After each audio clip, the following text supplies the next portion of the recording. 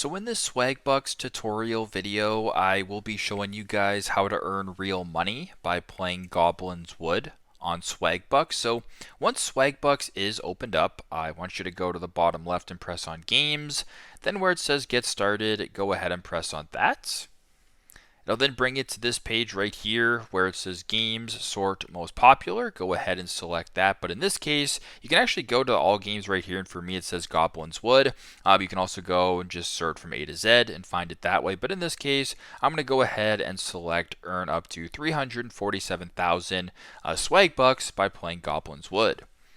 Now, first and foremost, you have to go ahead and download the game right here. So press on Get Now. Once that is done, you can actually earn some swag bucks, which then you can, I guess, accumulate and exchange later on for gift cards in the form of just ranking up in the game. So, for example, if you reach level 6, you can earn 15 swag bucks. If you reach level 10, you can earn 50 swag bucks, and so on and so forth. So, pretty simple, pretty straightforward. That is how to earn real money by playing Goblins Wood on Swagbucks. Thanks again for watching, and I hope this video helps.